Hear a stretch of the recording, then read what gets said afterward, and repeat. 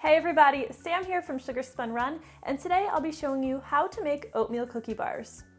Cookie bars are a great lazy alternative to cookies. There's no chilling required, no scooping cookie dough portion after cookie dough portion. You get the idea.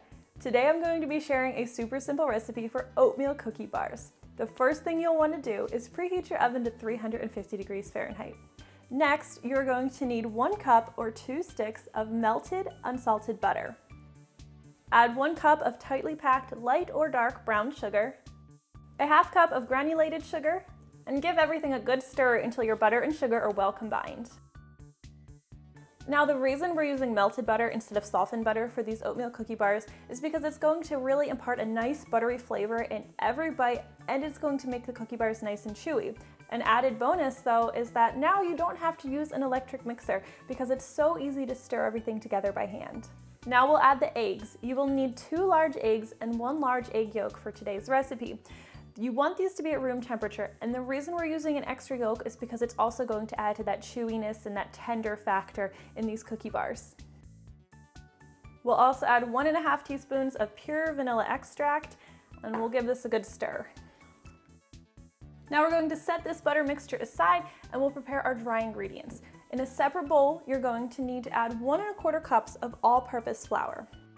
Just as a side note, if you're maybe not from America or if you don't use cup measurements and you use weights instead, I do have metric measurements included in the printable recipe. So if you go down to the description and click on that, it will have all of the metric measurements.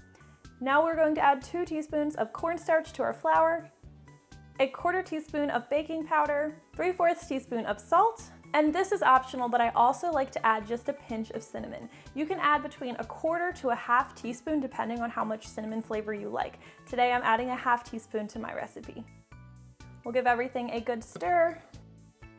And now we can fold the dry ingredients into your butter mixture from earlier.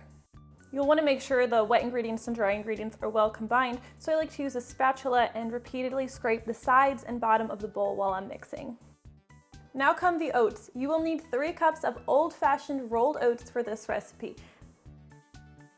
We're going to stir these together really well.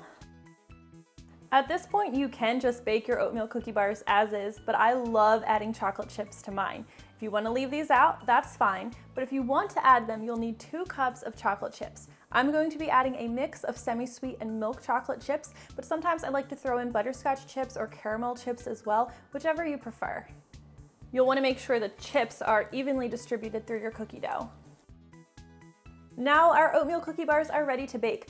I like to bake mine in a 9x9 pan, and I like to line that pan with parchment paper. It makes cleanup a lot easier. It's easier to lift them out of the pan and cut them that way. But if you don't have parchment paper, you can just grease and flour your 9x9 pan instead.